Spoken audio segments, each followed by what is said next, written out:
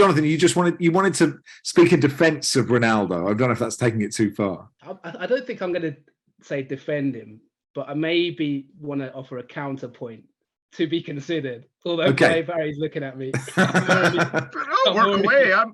I'm genuinely interested to hear what you're going to say. But I just wanted to sort of maybe balance it out a little bit and just say, like, if you sort of strip it down, I do think there is a bit of a human story going on there, where it's very difficult to if you just ignore who the person is. If you've been good at something for sort of 20 years and you're sort of no longer good at it and you're aging, I do feel. Are you talking to Barry now, or are you talking about Ronaldo? What the hell have I been good at?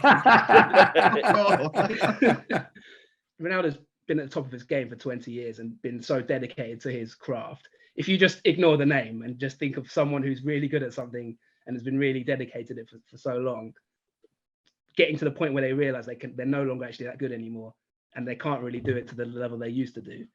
I do think that his reactions and the way he behaves is kind of like a failing to deal with the fact that he's no longer that good. Because of who it is, we are kind of there is a tendency to overlook that part of the story where it's like he doesn't know how to process his own aging. Yeah, which I do feel is an interesting little side point to the fact that it is quite funny, and not many people who realize they're no longer good at what they love the most get offered £200 million a season to continue doing it. So I do understand that point of view, and I'm not suggesting for 1 minute that anyone shouldn't laugh about it.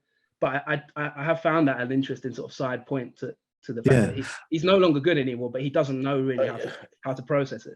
This is how I feel about it. Yeah, I think Jonathan makes a very eloquent point there, because, you know, as long as Ronaldo would like to sustain it, and he's had several operatives in the press talking about how he'd like to play till he's over 40, it's not going to happen.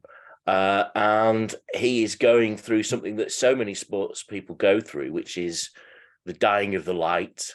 But he's going about it in the limelight he's always lived in. I suppose one thing you might say is that if you're nice to everybody on the way up, then on the way down, people might be nice to you. I'm not sure that's always been the case. And the way, you know, the Ronaldo ink has operated over the years hasn't always been to everybody's tastes. You can always compare it to Lionel Messi. Of course you can. And of course that's a very,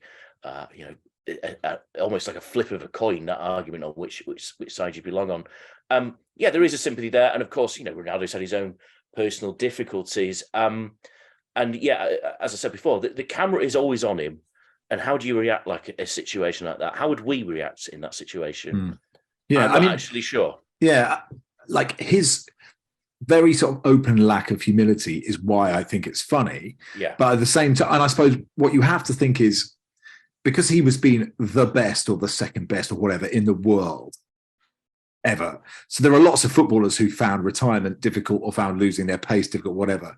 But I suppose you can only look at what Pele and Maradona, pretty much, to go, how did they cope? And clearly, you know, Maradona found life very difficult, right? But there are very few people that you can compare at that level of absolute brilliance to lose it. And especially while Messi is still doing it, you know, I think it is a really good point. I'm not sure Pele has found it that easy. No. You know, obviously, his life has become a sales pitch, and it is demeaned what he once was. And I suppose that's it's not, how can Ronaldo step away gracefully? I don't think it's that easy to do so. I don't think anyone, as Jonathan says, he's been offered £200 million to play in Saudi Arabia, we believe. Is that stepping away gracefully? I'm not sure everyone would think that. There is always an interest in what people do after they were famous and after they were, a superstar, like a Beatle or something like that. It will be a very interesting story to see what becomes of Ronaldo. Yeah, I mean, you occasionally hear, maybe a dog or a cat knows its time is up and will go off and find some place to curl up and die, privately.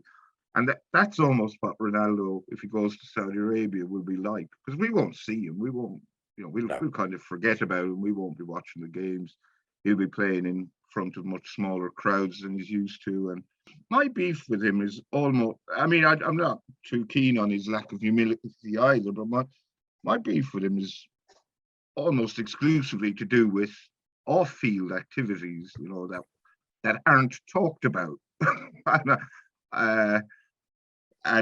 everyone knows what they are, and that's what my big problem with Ronaldo is. He was a great footballer in his day, but he isn't anymore.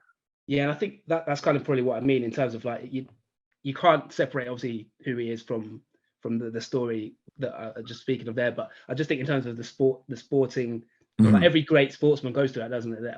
That realization that they're not at that level anymore, and how do they go about dealing with it? And you get, you know, in various sports, everybody deals with it in a slightly different way, and it kind of defines them a little bit. But you know, like Michael Jordan or going off and playing baseball or whatever, like every sport has to deal with it at a certain point. And I just think that's an interesting thing to consider. But like Barry says, you can't obviously separate the person from the story. But I just wanted to